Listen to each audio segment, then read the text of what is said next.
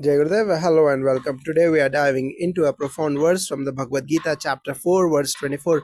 Brahmarpanam Brahma Haviya Brahmagano Brahmanahutam Brahmaiva Taina Gantavyam Brahma Karma Samadhina.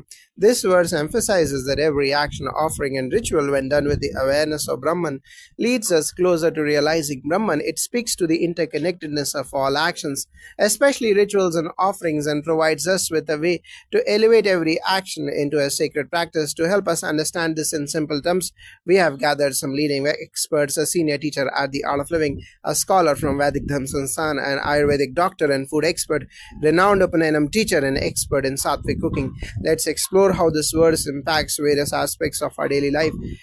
Can you help us break down the meaning of this verse and what does it teach us about the spiritual significance of offerings and rituals? This verse beautifully encapsulates the essence of devotion and the transformative power of intention. It teaches that everything, whether it's the offering, the oblation, the fire, or the person performing the ritual, ultimately represents Brahman, the supreme reality. The verse says that when we engage in any ritual or offering with full awareness of Brahman, we transcend the physical action and experience a spiritual connection with the divine. The key takeaway is that it's not just about the external act, it's about the internal alignment.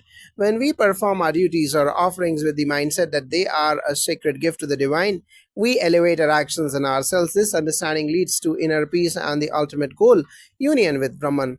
Thank you for that insight. In this verse, it seems to align with the Vedic rituals where offerings are made to the fire. How do you interpret this verse in the context of Vedic union with Brahman? In the Vedic tradition, offerings made into the fire are symbolic of surrendering to the divine. The fire represents the transformative energy of Brahman, and the oblation, whether it's ghee, grains, or other offerings, is a means of connecting with this energy. In the traditional yajna, sacrificial fire. Ritual, everything, the offering, the fire, the person performing the ritual becomes one with the divine. The verse from the Bhagavad Gita teaches us that the act of offering is not merely a physical act but a spiritual one, where the devotees recognizes the divine presence in all aspects of the ritual.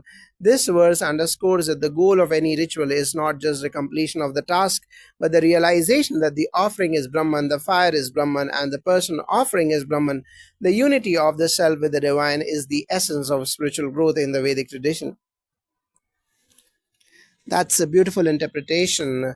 How does food relate to this verse, particularly in the context of purification and the offering of food to God?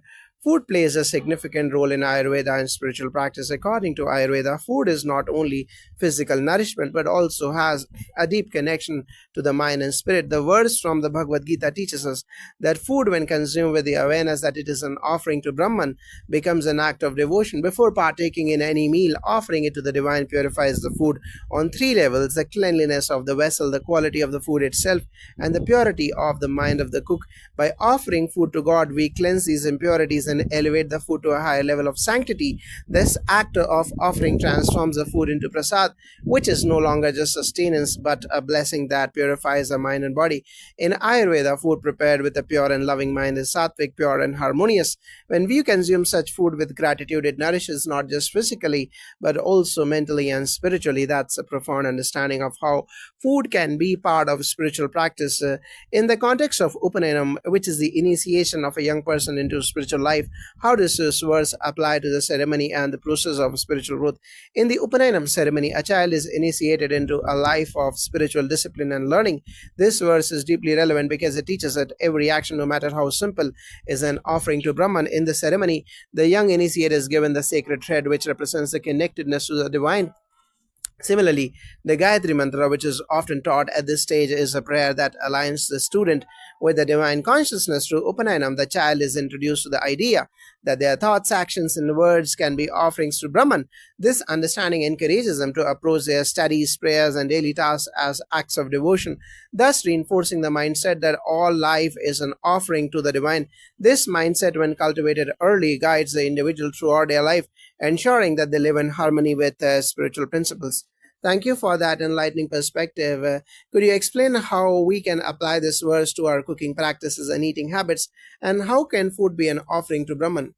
In sattvic cooking, the intention behind preparing food is just as important as the ingredients used. When we prepare food with love, mindfulness, and gratitude, it becomes a means of offering to the divine. The verse from the Bhagavad Gita teaches us that every action, including cooking, can be an offering to Brahman. When we cook with the awareness that the food is being prepared for the highest purpose to nourish the body, mind, and spirit, it transforms the act of cooking into a spiritual practice.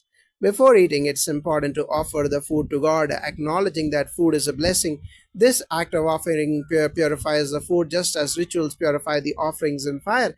It's also essential to prepare food with purity of mind and using fresh, wholesome ingredients. When we eat food prepared with such care and intention, it not only nourishes the body but also elevates our consciousness. Thank you. This has been a wonderful conversation. It's clear that when we offer all actions, whether rituals, foods, or daily tasks to Brahman, we can experience the divine presence in all aspects of our lives. Thank you. May we all live with the awareness that every action, every offering, and every moment can be a step toward realizing the divine within and around us. Jai Gurudev. Jai Gurudev, and welcome everyone. Today we are diving deep into a powerful verse from the Bhagavad Gita, chapter 4, verse 24. Brahmarpanam Brahmana Haviha Brahmagano Brahmana Hutam Brahmaiva Tayana Gantavyam Brahma Karma Samadhina. This verse reveals that every offering, every action, every ritual, whether performed with food or other means, is ultimately a form of Brahman, the supreme reality. We are fortunate to have a group of experts today who can help us understand this teaching from various perspectives.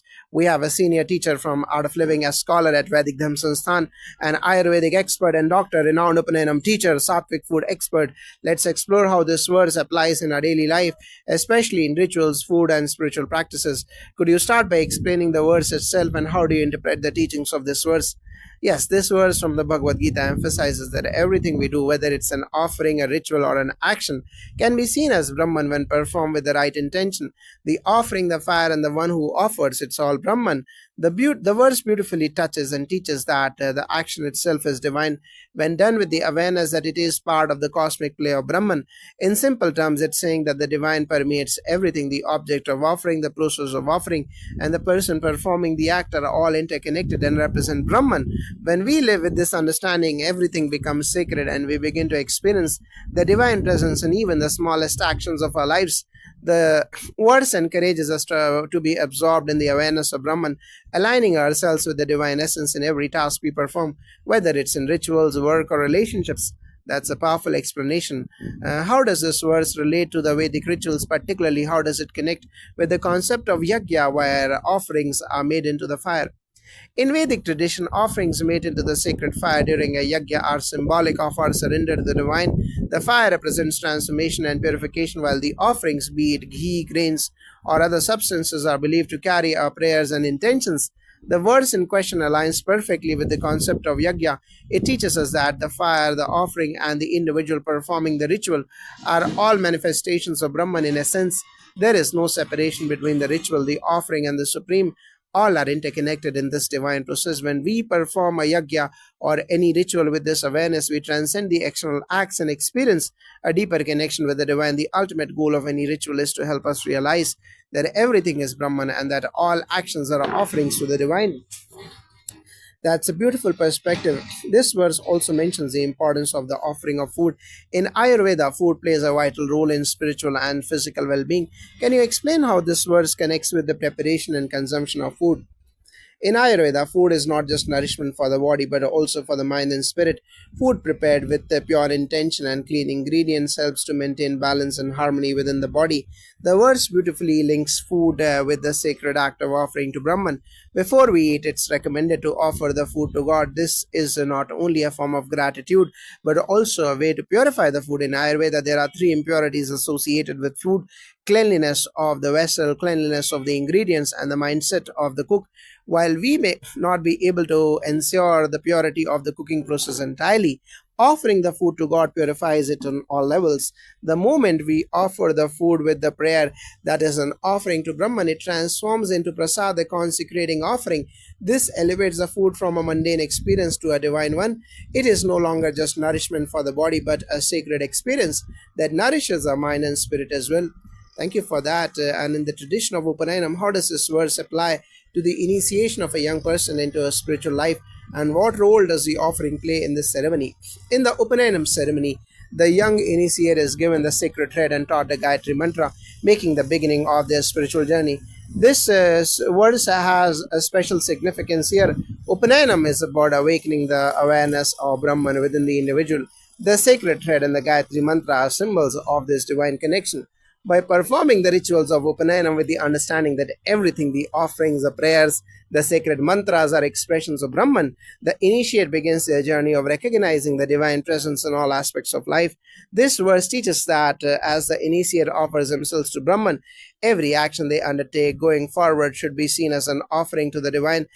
It's this recognition that transforms the initiate's entire life into a spiritual practice where even the smallest actions becomes a way to honor Brahman.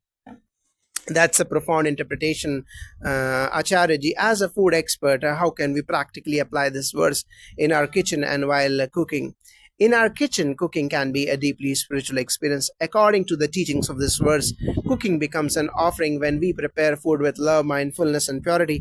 Before cooking, we should take a moment to offer the food ingredients to the divine. This simple act can transform the cooking process into a sacred act and ritual.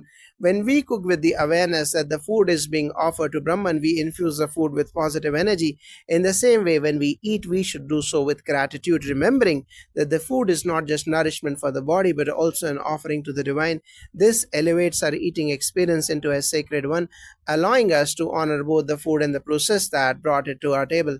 In practical terms, using fresh, wholesome ingredients and cooking with a calm and loving mind ensures that the food we prepare has a sattvic pure quality. This food then becomes a blessing, nourishing not just our body but also our mind and spirit. Thank you so much. This has been such an enriching conversation. It's clear that when we apply the teachings of this verse to all aspects of our life, whether it's in rituals, food, or our daily actions, we can elevate every moment to a divine experience. Thank you. May we all continue to offer our actions, thoughts, and prayers to Brahman, experiencing the divine in every part of our lives. Jai Gurudev.